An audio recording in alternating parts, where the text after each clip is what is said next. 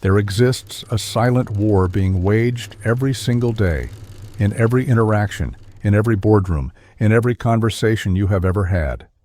This war is not fought with weapons or armies. It is fought with words, with perception, with the careful manipulation of reality itself. And most people do not even realize they are soldiers in this conflict. They walk through life as pawns, moved by invisible hands, their thoughts shaped by forces they cannot name, their decisions orchestrated by those who understand the architecture of the human mind. Niccolò Machiavelli understood this truth 5 centuries ago. While others wrote about virtue and morality, Machiavelli stripped away the comfortable illusions and revealed the raw machinery of power. He did not write for the idealists. He wrote for those who wish to see the world as it truly is, not as we are told it should be. His work was so dangerous, so unsettling, that his very name became synonymous with cunning and manipulation. But what Machiavelli offered was not evil, it was clarity. The ability to see through the fog of human deception and recognize the patterns that govern every relationship, every negotiation, every moment of human interaction. You live in a world where manipulation has become an art form. Your attention is harvested by algorithms designed by psychologists. Your desires are shaped by marketing campaigns that probe the deepest recesses of your unconscious mind. Your beliefs are influenced by narratives crafted by those who understand that whoever controls the story controls reality. And unless you understand these mechanisms, unless you can recognize them as they operate upon you, you remain vulnerable. You remain a target. This is the problem of the modern individual. We are born into systems designed to make us predictable, manageable, easy to influence. We are taught to trust, to be open, to believe in the inherent goodness of others. These are beautiful ideals. They are also liabilities. Because while you operate with honesty and transparency, there are those who study you, who map your weaknesses, who know precisely which buttons to press to make you act against your own interests. But what if you could become immune to these tactics? What if you could develop a mind so sharp, so fortified, that manipulation simply could not penetrate your defenses? What if you could recognize every game being played before the first move is made? This is not about becoming cold or cynical. It is about achieving clarity. It is about understanding the rules of the game so thoroughly that you can never be made a fool. Over the course of this exploration, we will journey into the mind of Machiavelli and extract the fundamental laws that govern human interaction and power dynamics. We will not simply list abstract principles. We will dissect them, examine their philosophical foundations, witness them in action through the great dramas of history, and then translate them into practical tools you can deploy immediately in your own life. Each law we uncover is a weapon against manipulation, a shield against deception, and a key to understanding the hidden motivations that drive human behavior. By the time we conclude, you will possess a framework for reading people that most will never acquire. You will see patterns where others see chaos. You will recognize manipulation while it is still forming. You will become, in the truest sense, mentally untouchable. But be warned, this knowledge changes how you see the world. Once you perceive the mechanisms of influence, you cannot unsee them. Once you understand how easily minds are moved, you can never return to the innocence of not knowing. The question is not whether you are ready for this knowledge. The question is whether you can afford to remain ignorant of it. The first law: never outshine the master. Power flows through hierarchies. This is an immutable fact of human organization. And within every hierarchy, there exists a fundamental tension between competence and threat. Those above you want your abilities, but they fear your ambition. They desire your contributions, but they are terrified that you might replace them. This creates a paradox. Excellence can be your greatest asset or your most dangerous liability, depending entirely on how you wield it. The psychology behind this law is rooted in the primal nature of status anxiety. Human beings are acutely sensitive to threats against their position in the social hierarchy. This sensitivity served our ancestors well when status meant access to resources and reproductive opportunities. In modern contexts, it manifests as the fragile ego of the superior who perceives competence in subordinates as a direct challenge to their authority. When you outshine those above you, you trigger their defensive mechanisms. They do not see your brilliance as an asset to be celebrated. They see it as a threat to be neutralized. Machiavelli observed this pattern repeatedly in the courts of Renaissance Italy. But perhaps no story illustrates this principle more perfectly than the fate of Cesare Borgia's military commander, Ramiro dell'Orqua. Dell'Orqua was extraordinarily effective at bringing order to the Romagna region, suppressing bandits, and establishing Borgia's authority. He was ruthless, efficient, and successful. He was also becoming too prominent. The people knew his name. They associated the harsh measures with him rather than with Borgia. He had become the face of power rather than its instrument. One December morning in 1502, the citizens of Cesena awoke to find dell'Orqua's body in the town square, cut in two pieces with a wooden block and a bloody knife beside it. Cesare Borgia had orchestrated this brutal display not because dell'Orqua had failed, but because he had succeeded too well. His competence had made him visible, and visibility made him dangerous. Borgia understood that a master cannot allow his instruments to become more famous than himself. The people's attention must always remain focused on the true source of power. Dell'Orqua's excellence had outshone his master, and for this he paid the ultimate price. In the contemporary world, this dynamic operates with equal force, though usually with less bloodshed. Consider the corporate environment, the talented young executive who presents brilliant strategies in meetings, who takes credit for innovations, who allows superiors to feel diminished by comparison. This person believes they are demonstrating value.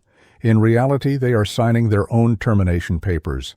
The superior will smile, will nod, will praise publicly, and then, through 1,000 subtle maneuvers, they will begin to undermine, to sideline, to eventually remove the threat. Social media has amplified this dynamic exponentially. Individuals build personal brands that eclipse the organizations they represent. Employees become more famous than their employers, and inevitably, tensions emerge. The organization feels threatened by the individual's growing influence. The individual feels constrained by the organization's attempts to control their platform. The relationship deteriorates not because of performance issues, but because of the fundamental violation of hierarchical display. First, make your superiors look brilliant. When you have an insight, frame it as a development of their thinking. When you achieve success, attribute it to their guidance. This is not dishonesty, it is strategic positioning. You are building credit while eliminating threat. Second, control your visibility. Excellence should be undeniable, but not flamboyant. Let your work speak, but ensure the loudest voice praising it comes from those above you, not from yourself. Master the art of brilliant execution combined with humble presentation. The second law, trust no one. Completely trust is the currency of human relationships. It is also the doorway through which betrayal enters.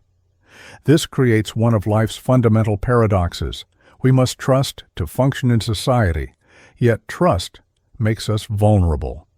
The naive absolutist approaches trust as binary, either trusting completely or not at all. The strategist understands trust as conditional, measured, and continuously evaluated.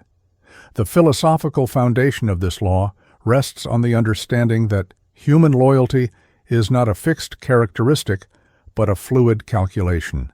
People remain loyal when the benefits of loyalty exceed the benefits of betrayal. But circumstances change, incentives shift. What was once advantageous becomes costly, and in that moment, The most trusted ally can become the most dangerous enemy precisely because you have granted them access to your vulnerabilities. Machiavelli witnessed this pattern throughout Italian history, but few examples demonstrate it as dramatically as the relationship between Julius Caesar and Marcus Junius Brutus. Caesar treated Brutus as a son. He showed him favor, advanced his career, trusted him with positions of authority. When Caesar crossed the Rubicon and plunged Rome into civil war, Brutus stood by him. When Caesar emerged victorious and began accumulating unprecedented power, Brutus remained in his inner circle. Caesar trusted him so completely that when warned of a conspiracy, he dismissed the possibility that Brutus would ever betray him. On the Ides of March, 44 years before the Common Era, Brutus joined the conspiracy that would assassinate Caesar. The historical accounts tell us that among the 23 stab wounds inflicted on Caesar, it was the sight of Brutus among his attackers that broke him. His final words, "Et tu, Brute," captured the agony of betrayal by one so trusted. But the deeper tragedy is that Caesar's trust had made the betrayal possible. He had allowed Brutus close enough to strike. He had shared his vulnerabilities, his plans, his unguarded moments. And when political calculation shifted, when Brutus determined that Caesar's growing power threatened the Republic, that trust transformed from shield into weapon. The contemporary application of this principle manifests in every domain where human beings cooperate and compete. In business partnerships, individuals share proprietary information, financial details, strategic plans. The relationship prospers and trust deepens. Then, market conditions shift. A larger opportunity emerges that benefits one partner at the expense of the other. Suddenly, all that shared information becomes leverage. The trusted partner becomes the competitor who knows exactly where to strike. In personal relationships, friends become repositories of secrets, witnesses to vulnerabilities, holders of potentially damaging information. Most of the time, this intimacy enriches life. But relationships deteriorate, people change, resentments accumulate, and in moments of conflict, the trusted confidant becomes the enemy armed with perfect knowledge of how to inflict maximum damage. The betrayal hurt so deeply precisely because the trust was so complete. Implement compartmentalization. Share different aspects of your life, your plans, your vulnerabilities with different people. This is not paranoia, it is risk management. No single relationship should contain enough information to destroy you. Second, observe how people behave when they have nothing to gain from you. The true character of a person emerges not in how they treat you when you are useful, but in how they treat those who can offer them nothing. Watch how your trusted colleagues treat subordinates, how your friends treat service workers, how partners behave when they believe no one is watching. These moments reveal the authentic self, unconstrained by strategic performance. The third law: conceal your intentions. Human interaction is fundamentally strategic. We are constantly predicting, calculating, positioning ourselves relative to others. This means that transparency, while morally admirable, is tactically disadvantageous. When people know your intentions, they can prepare defenses, construct counter-strategies, position themselves to thwart you. Opacity creates uncertainty, and uncertainty paralyzes opposition. The psychological mechanism at work here relates to how human beings process threats and opportunities. We are prediction machines, constantly running simulations of future scenarios based on available information. When we can predict an opponent's moves, we feel confident. We can plan, prepare, respond. But when intentions remain hidden, when actions seem unpredictable, our prediction machinery fails. We become hesitant, cautious, reactive rather than proactive. The concealment of intention transforms the battlefield from a chess match where both players see the board to a fog of war, where every move could be a feint or a fatal blow. Machiavelli himself embodied this principle in his political maneuvering, but the master class in concealing intentions comes from the life of Cesare Borgia, whom Machiavelli studied intensely. Borgia needed to eliminate the Orsini clan, a powerful family that threatened his ambitions in central Italy. A direct assault would unite his enemies and trigger a broader conflict. Instead, Borgia orchestrated an elaborate deception. He made peace with the Orsini, offered them positions in his army, invited them to serve as his commanders. He treated them with honor and generosity, creating the appearance of genuine alliance. The Orsini, believing the reconciliation authentic, lowered their guard. Then Borgia invited the Orsini leaders to the town of Senigallia for a military conference. They came willingly, suspecting nothing. The moment they arrived and were separated from their troops, Borgia's men arrested them. By morning, the leaders were executed. The Orsini family, which had posed an existential threat, was decapitated in a single night. And it was possible only because Borgia had concealed his true intentions beneath a performance of friendship so convincing that his enemies walked willingly into the trap. In modern contexts, this principle operates across every competitive domain. In business negotiations, the party that reveals their walkaway price, their deadlines, their desperation, invariably gets the worst deal. The skilled negotiator conceals these elements, creating ambiguity about their position. The other side cannot calibrate their offers because they cannot assess the boundaries. This uncertainty tilts the negotiation toward the opaque party. In career advancement, the employee who broadcasts their ambitions becomes a marked person. Colleagues who might have been allies become competitors. Superiors who might have been mentors become gatekeepers, threatened by the openly ambitious subordinate. But the individual who works with quiet excellence, who builds relationships without revealing ulterior motives, who positions themselves through subtle accumulation of trust and competence, advances, without triggering defensive responses. By the time others recognize the pattern, the position has already been secured. First, develop multiple plausible narratives for your actions. Every move you make should be explicable through several different motivations. This creates interpretive confusion in observers. They cannot determine which explanation is true, so they cannot predict your next move. Second, use misdirection actively. Share false intentions occasionally, allowing people to believe they have discovered your true motives when in fact you have fed them exactly what you want them to believe. The person who thinks they have seen through your deception stops looking for the actual plan. The fourth law, say less than necessary words, are the primary medium through which we reveal ourselves. Every sentence we speak provides data points that others use to construct models of our thinking, our emotions, our intentions. The more we speak, the more we reveal. And revelation is vulnerability. The powerful understand that silence creates mystique, that brevity conveys confidence, that the unsaid often carries more weight than the said. The psychology of verbal economy relates to how human beings interpret communication.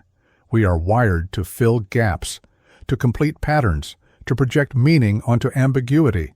When someone speaks at length, explaining, justifying, elaborating, we perceive anxiety. We sense a need to convince, which implies doubt. But when someone speaks with economy, offering only what is necessary and no more, we interpret confidence. We assume that such a person has no need to convince because they are secure in their position. Paradoxically, saying less makes others believe more. This principle finds its perfect embodiment in the life of Charles Maurice de Talleyrand. The French diplomat who served under Napoleon survived his fall and continued influencing European politics for decades. Talleyrand was legendary for his ability to navigate treacherous political waters through careful control of his words. At the Congress of Vienna, where European powers gathered to reshape the continent after Napoleon's defeat, France was technically a defeated nation. Yet Talleyrand maneuvered France into a position of influence by exploiting divisions among the victors. His method was strategic silence.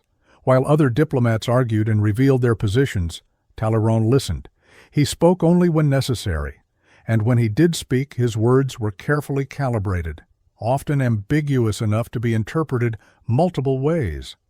Observers could not discern his true position, which made him simultaneously valuable and unthreatening.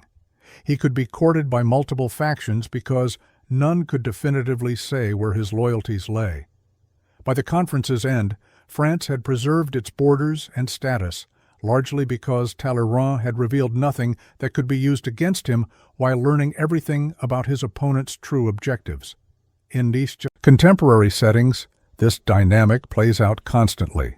Consider the job interview where one candidate speaks nervously, over-explaining qualifications, justifying gaps in employment, volunteering potentially damaging information unprompted. Another candidate answers questions directly, offers no more than asked, allows silence to exist without rushing to fill it.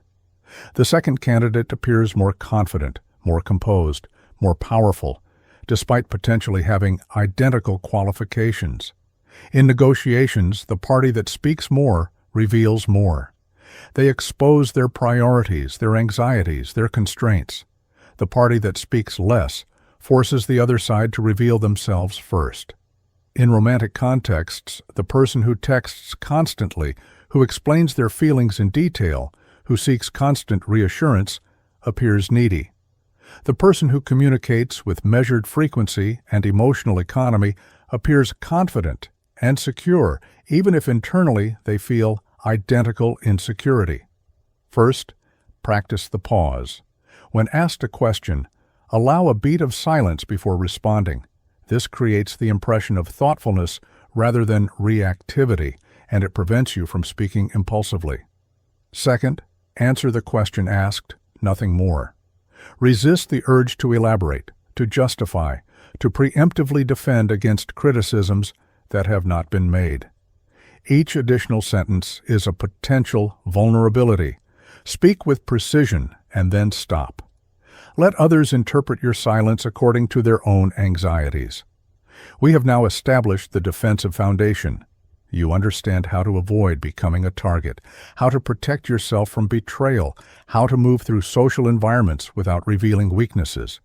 These are the shields against manipulation. You have learned to observe power dynamics without triggering defensive responses, to manage trust rationally rather than emotionally, to control the information you reveal through concealment and verbal discipline.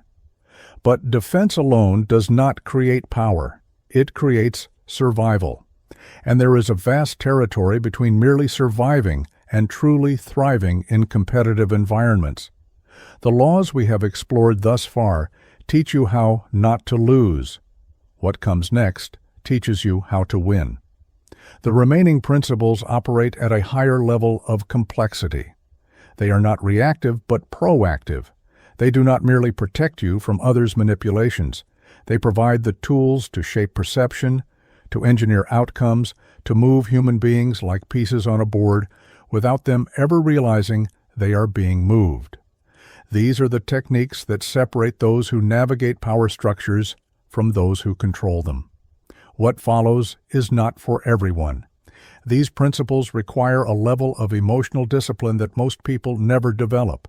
They require the ability to set aside ego, to think in long-time horizons, to suppress immediate emotional reactions in favor of strategic outcomes. They require you to see human interaction not as it appears on the surface, but as a complex system of incentives, fears, desires, and predictable patterns. If you have come this far, if you have truly absorbed the foundational laws, then you are ready for what Machiavelli called the art of the lion and the fox. The lion represents direct power, force, the ability to intimidate. The fox represents cunning, the ability to recognize traps and construct them for others. The truly formidable individual masters both. They know when to display strength and when to deploy subtlety. They understand that the greatest victories come not from defeating opponents in visible conflicts, but from arranging circumstances so that opponents defeat themselves.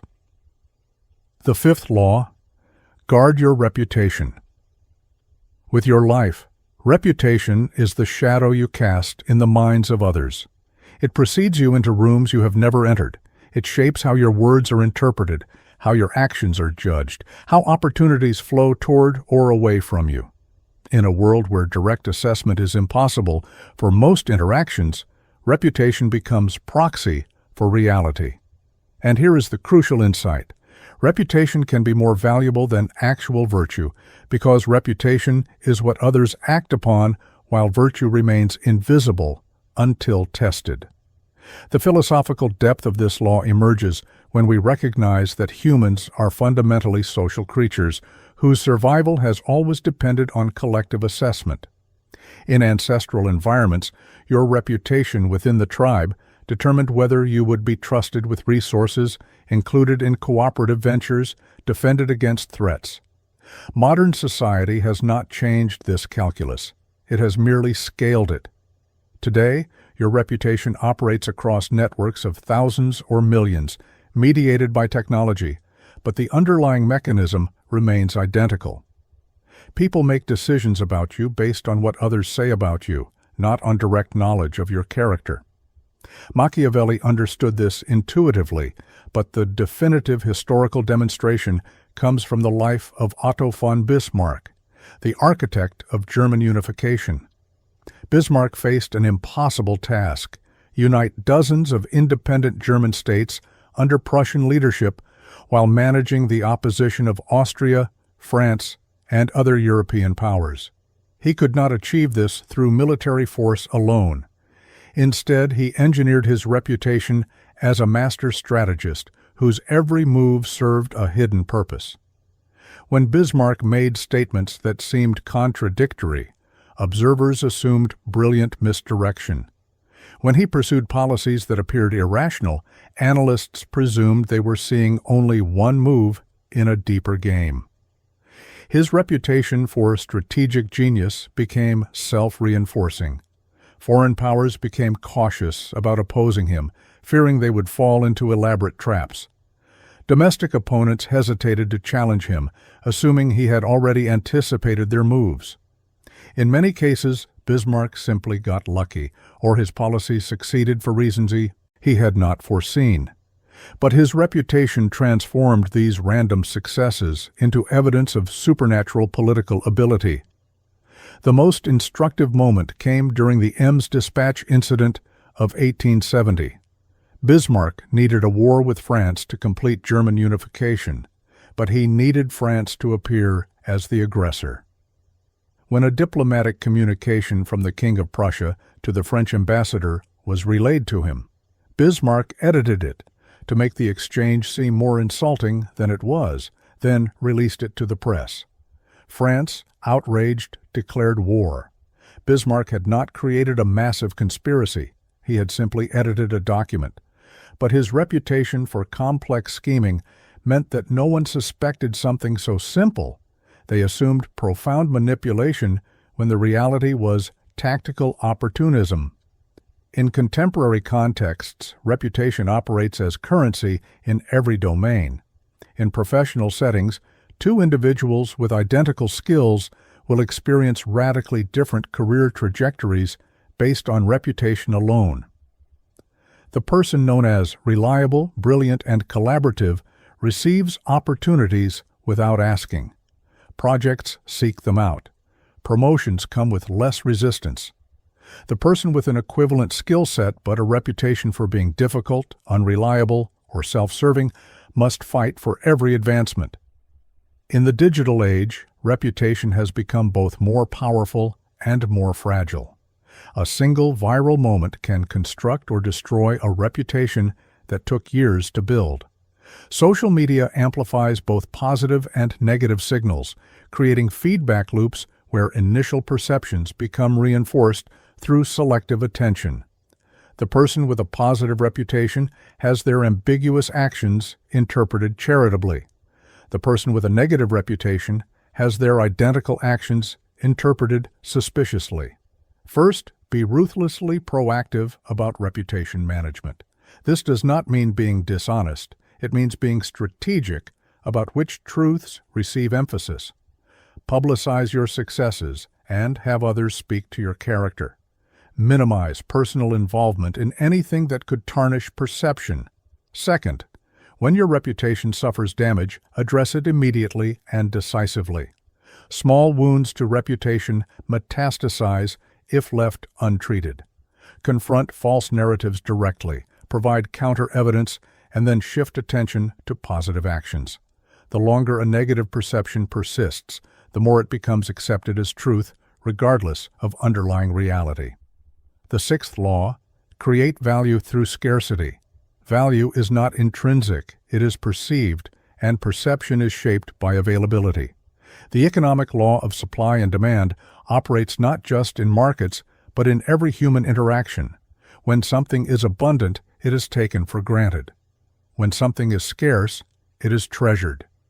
This applies to your time, your attention, your presence, your expertise. The person who makes themselves constantly available becomes background noise. The person who creates scarcity becomes an event.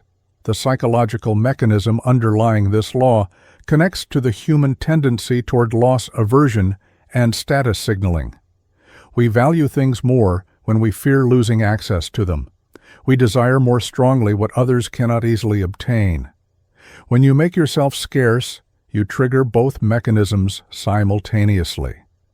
People fear losing access to you and perceive obtaining your time or attention as a status symbol that distinguishes them from others. The historical master of manufactured scarcity was Louis XIV of France, the Sun King. Louis understood that a monarch who appeared ordinary would be treated as ordinary. So he constructed an entire architecture of scarcity around his person. Access to the king became the most valuable commodity in France. The simple act of being present when Louis ate breakfast became a privilege for which nobles competed viciously. Louis developed an elaborate system of gradated access. The highest nobles could attend his morning rising ceremony. Slightly less favored individuals could be present for his mid-morning meetings. Others could only gain audiences through intermediaries after weeks of petitioning. Louis would grant a brief conversation, a smile of recognition, or a personal question, and the recipient would view this as a profound honor worth mentioning in correspondence for months afterward. The genius of Louis's system was that he created scarcity where none naturally existed. He was just a man, but by carefully rationing access to himself, he transformed his presence into a resource of enormous value. Nobles spent fortunes maintaining residences at Versailles just to increase their chances of these brief interactions. They competed for positions in his household that involved tedious, menial tasks. Because these positions granted proximity, Louis had weaponized scarcity to convert human attention into political power. In modern professional contexts, this principle operates with equal force. Consider two consultants with identical expertise. One responds to emails within minutes, accepts meetings whenever requested, and makes themselves constantly available to clients. Another responds to emails within 24 hours, books meetings weeks in advance, and carefully manages their availability. The second consultant will command higher fees and greater respect, despite offering no difference in actual value delivered. The scarcity itself creates perception of greater worth. The dynamic operates in personal relationships as well. The romantic partner who is always available, always responsive, always accommodating, often finds their value diminished in their partner's perception, not because they are any less worthy, but because human psychology equates scarcity with value. The individual who maintains independence, who has commitments and boundaries, who is not always accessible, paradoxically becomes more desirable. They create an implicit competition for their time and attention. First, audit how you distribute your most valuable resource, your time. Identify where you have made yourself too available and strategically introduce friction. This does not mean being rude or unresponsive. It means creating boundaries that signal value. Schedule specific times for certain communications rather than being perpetually accessible. Second, become comfortable with people wanting more of you than they can have. This discomfort is the signal that you have successfully created scarcity. Resist the urge to over-deliver or constantly accommodate. The slight dissatisfaction others feel at not having full access to you maintains the perception of your value. The seventh law. Master the art of timing. Time is the invisible dimension of power. The same action taken at different moments produces radically different outcomes. The same words spoken in different contexts carry opposite meanings. Machiavelli understood that the brilliant strategist distinguishes themselves not through superior ideas, but through superior timing. They recognize the moment when circumstances align to make certain moves possible, when resistance is minimal, when success is nearly inevitable. The philosophical foundation rests on understanding that reality is not static, but dynamic. Social systems, organizations, relationships all exist in states of constant flux. There are moments of stability when the system resists change, and moments of instability when small interventions produce massive effects. The master of timing recognizes these moments of maximum leverage and acts precisely when their action will have disproportionate impact. The exemplar of perfect timing in history is Augustus Caesar, the first Roman emperor. After Julius Caesar's assassination, Rome descended into chaos. Multiple factions competed for control. Mark Antony held military power. The Senate claimed traditional authority. And Octavian, the young heir to Julius Caesar, possessed only a name and legal claim. In conventional analysis, Octavian should have been swept aside by more powerful players. But Octavian understood timing. Rather than immediately claiming power, he positioned himself as a moderate force for stability. He waited while Mark Antony and the Senate exhausted themselves in conflict. He formed temporary alliances, then abandoned them precisely when they became liabilities. He presented himself as defending the Republic, even as he accumulated unprecedented personal power. When Antony allied with Cleopatra and moved forces east, Octavian recognized the perfect moment. He framed the conflict not as Roman civil war, but as Roman civilization against foreign decadence. At the Battle of Actium, Octavian achieved military victory, but the true triumph was in timing. He had waited until all potential rivals had eliminated each other, until the Roman people were exhausted by civil war and desperate for stability, until his assumption of absolute power could be presented as restoration of order rather than tyrannical seizure. By the time he became Augustus, the first Roman emperor, the Senate willingly voted him powers that would have been unthinkable a decade earlier. The same action attempted too early would have failed catastrophically. Executed at the perfect moment, it appeared inevitable. In contemporary settings, timing separates successful ventures from failed ones across every domain. In career advancement, the individual who pushes for promotion too aggressively appears entitled and damages their position. The individual who waits too long sees opportunities pass to others. The master recognizes the moment when their value is most visible, when alternatives are limited, when the organization most needs what they offer. They make their move precisely then, when resistance is minimal and success is nearly assured. In negotiations, timing determines outcomes more than any other factor. The party that can afford to wait, that demonstrates patience, that does not reveal urgency, forces the other party to make concessions as their own deadlines approach. The skilled negotiator recognizes when the other party is most vulnerable to pressure and constructs the deal architecture to ensure major decisions arrive at precisely that moment. In personal relationships, timing governs the success or failure of difficult conversations. Raising serious issues when your partner is stressed, distracted, or defensive ensures conflict. Approaching the same topics when they are calm, receptive, and you have recently demonstrated value transforms potentially explosive conversations into productive discussions. First, develop patience as a strategic weapon. The person who can comfortably wait while others grow anxious possesses enormous advantage. Practice delaying gratification, extending time horizons, resisting the pressure to act before circumstances favor you. Second, learn to read environmental signals that indicate timing. In organizations, major decisions follow budget cycles, leadership transitions, crises. Time your initiatives to align with these moments. In relationships, understand emotional cycles and recognize when people are most receptive versus most defensive. The same request made at different times receives opposite responses. The eighth law: shape reality through perception. The most profound insight Machiavelli offers is this: what is real matters less than what is perceived to be real. People act based on their beliefs, not on objective truth. Control belief, and you control action.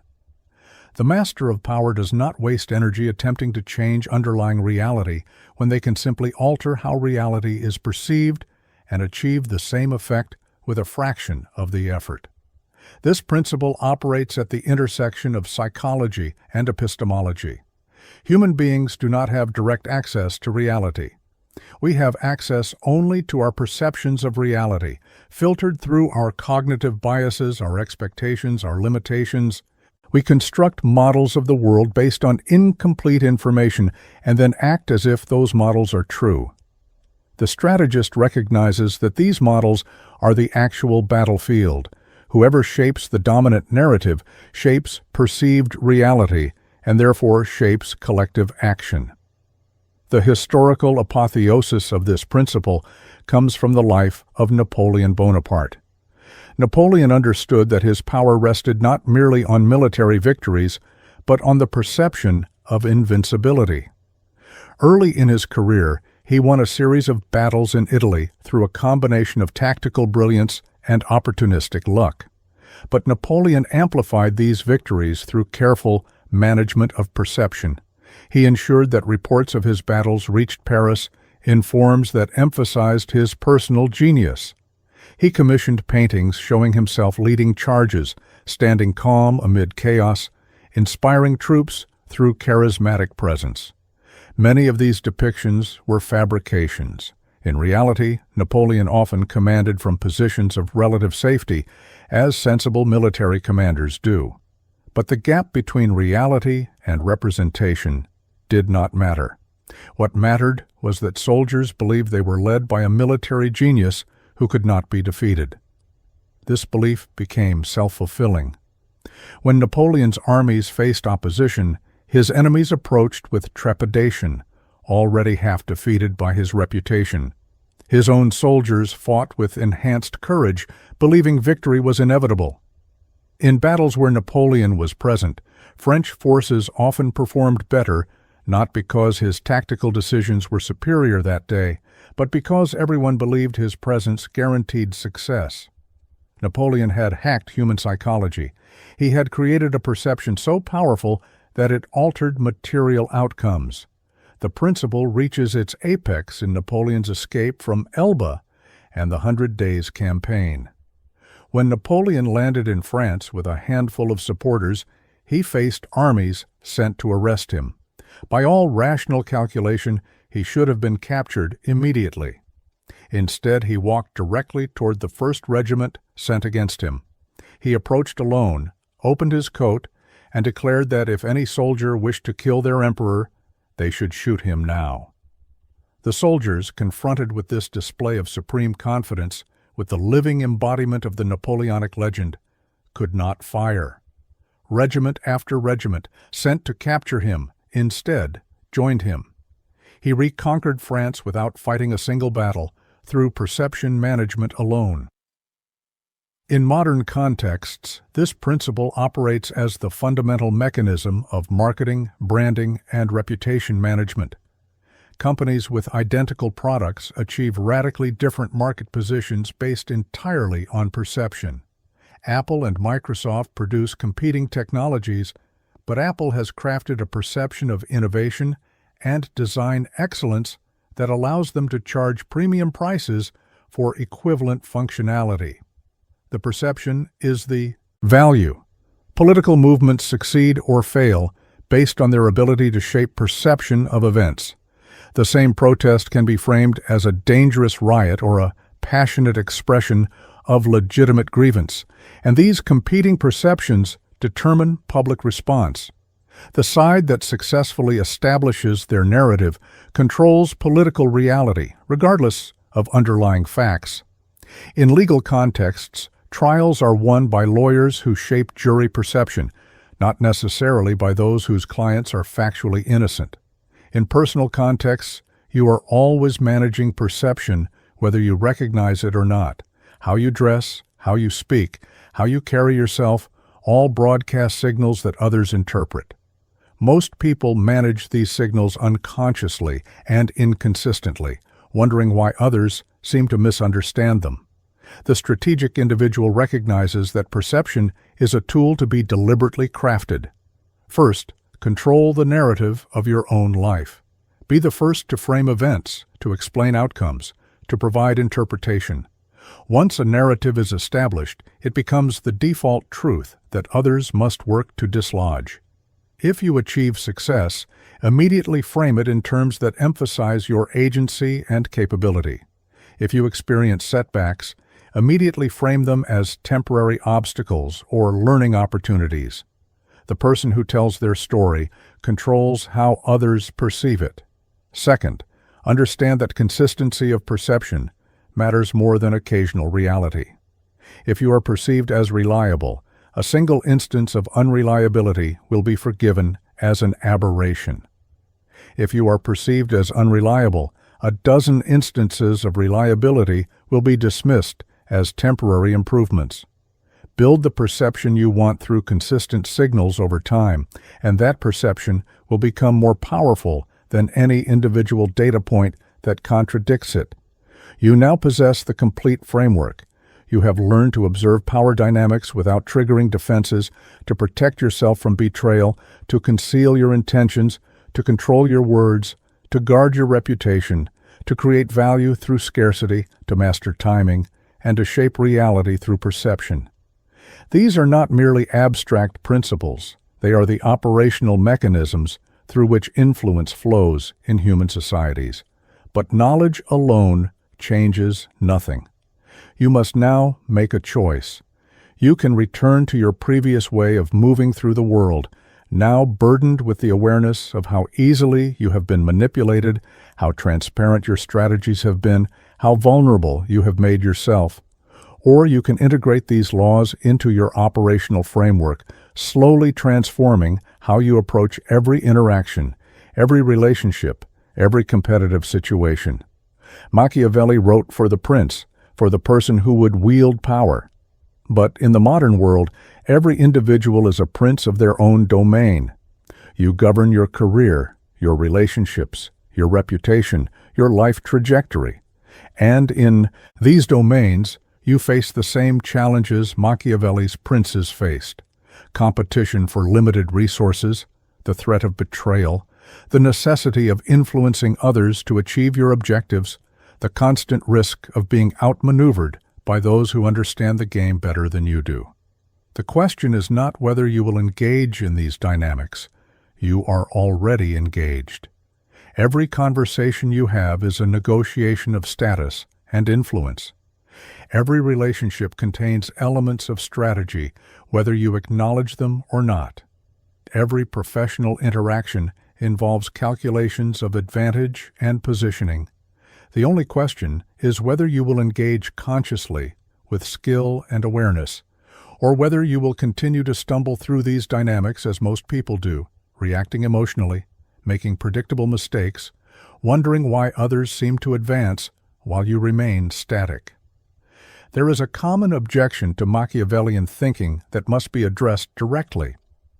People claim that this approach to human interaction is cynical, that it reduces rich human relationships to cold calculation, that it promotes manipulation over authenticity.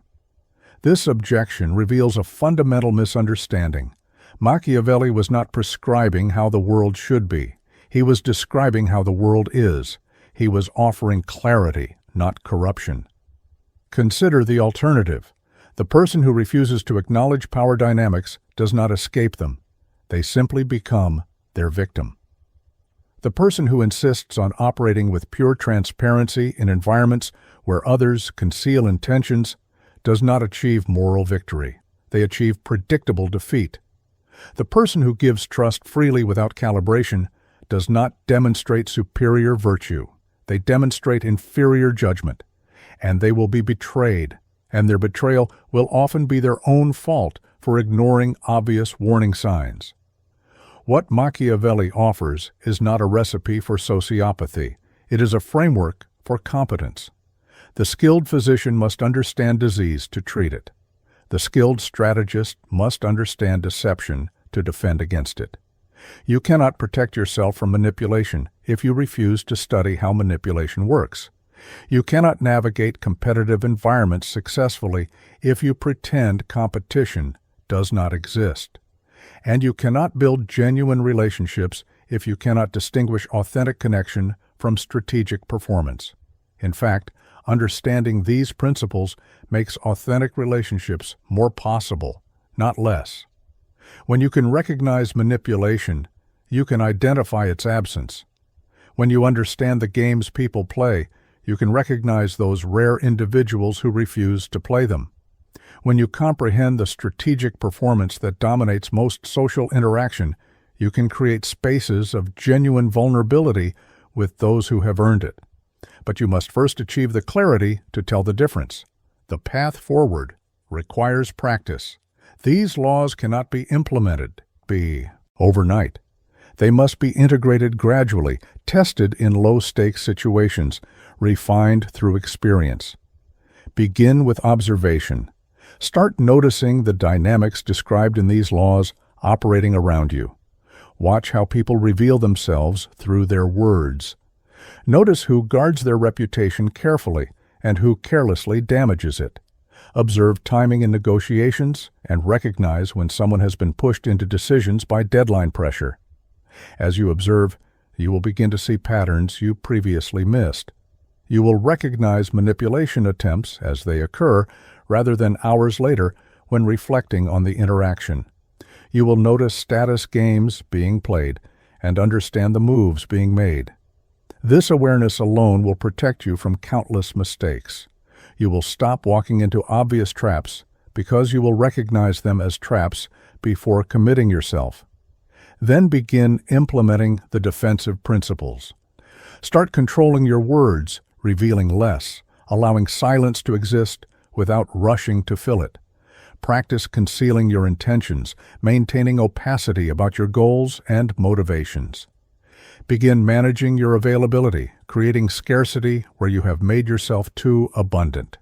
These changes will feel uncomfortable initially. You will feel like you are being dishonest or withholding. But you are not being dishonest.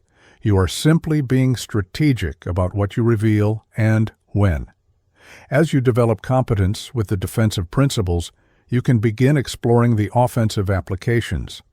Start shaping perception deliberately rather than allowing it to form randomly. Practice timing your initiatives to moments of maximum receptivity. Learn to read the signals that indicate when people are vulnerable to influence and when they are resistant. These are advanced skills that require calibration and judgment, but they are learnable. Throughout this process, maintain ethical boundaries. Understanding manipulation does not require becoming manipulative in harmful ways. You can use these principles to protect yourself, to advance your legitimate interests, to build successful projects and relationships without crossing into exploitation or abuse. The difference lies in intention and consent. Using psychological insight to negotiate a better salary harms no one. Using it to exploit vulnerable people for your benefit is a corruption of the knowledge. Machiavelli has been demonized for 5 centuries because he told uncomfortable truths. He revealed that the mechanisms of power operate independently of our preferences about how they should operate. He demonstrated that virtue without capability is impotent, that good intentions without strategic thinking lead to predictable failure, that the moral high ground offers excellent views, but no protection against those who understand how influence actually works. But Machiavelli's true lesson is not that virtue is worthless. It is that virtue must be combined with competence to achieve anything meaningful in the world. The moral person who cannot defend themselves will be destroyed by immoral people who can. The honest person who cannot navigate deception will be outmaneuvered by dishonest people who can. The collaborative person who cannot recognize competition will be exploited by competitive people who can. You face a world of 7 billion humans, each pursuing their own interests, each making strategic calculations, each trying to influence and avoid being influenced. Most of them operate on instinct, following patterns they have never examined, making predictable mistakes, achieving mediocre results. A smaller percentage study these dynamics consciously, develop skills deliberately, and achieve disproportionate success not because they are more intelligent or more virtuous, but because they understand the game being played. The knowledge contained in these 8 laws represents centuries of observation about how power flows through human systems. These are not arbitrary rules. They are descriptions of patterns that emerge from fundamental aspects of human psychology and social organization. They work because they are aligned with how humans actually behave, not how we wish they would behave or how we claim they should behave. Every person who has achieved significant success in competitive domains has internalized some version of these principles, whether they would articulate them this way or not. They have learned through hard experience to guard their reputation, to control their words, to manage perception, to understand timing. Some learned through conscious study, others learned through trial and error, through painful mistakes that taught them what these principles could have taught them more efficiently. You now have the option of conscious acceleration. You can compress decades of hard-won experience into months of deliberate practice. You can avoid the predictable mistakes that derail most people. You can develop skills that will serve you in every domain of life, in your career, in your relationships, in your negotiations, in your conflicts, in your collaborations. But the choice is yours. Knowledge without application is trivia. Understanding without practice is entertainment. You have spent this time absorbing these principles. The question now is whether you will implement them, whether you will do the uncomfortable work of changing your operational patterns, whether you will push through the initial awkwardness of deploying new strategies, whether you will persist through the failures that inevitably accompany learning. Most people will not. Most people who encounter this knowledge will find it interesting, will nod along with recognition, will perhaps share it with others, and then continue operating exactly as they did before. They will return to their habitual patterns, make the same mistakes, achieve the same limited results, and wonder why life seems to favor others who they do not perceive as more deserving. But some of you will take this seriously. Some of you will recognize that this represents a genuine opportunity for transformation. Some of you will begin the work of integration, of practice, of refinement. And those individuals will begin to notice changes. Conversations will go differently. Negotiations will produce better outcomes. Relationships will develop more favorably. Career trajectories will shift. Not overnight, not magically, but gradually and unmistakably. You will become harder to manipulate because you will recognize manipulation as it occurs. You will become harder to read because you will control what you reveal. You will become more influential because you will understand the mechanisms of influence. You will achieve better outcomes because you will stop self-sabotaging through predictable mistakes that these principles help you avoid. And perhaps most importantly, you will develop a quality that is rare and valuable. You will become someone who sees clearly. You will perceive the game being played while others remain oblivious to it. You will recognize the moves being made while others see only random events. You will understand the motivations driving behavior while others accept surface explanations. This clarity is power. Not the crude power of force or domination, but the sophisticated power of understanding. The power to navigate complex social environments without stumbling. The power to protect yourself from those who would exploit you. The power to pursue your objectives effectively, rather than being constantly diverted by obstacles you did not anticipate. The power to distinguish authentic relationships from strategic performances. The power to build something meaningful in a world that conspires toward mediocrity.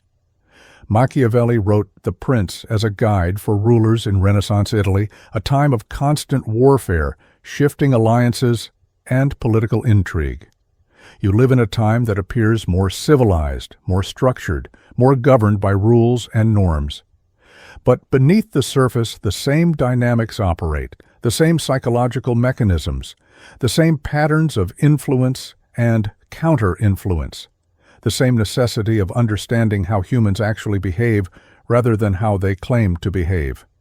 The battlefield has changed, but the nature of the battle remains constant.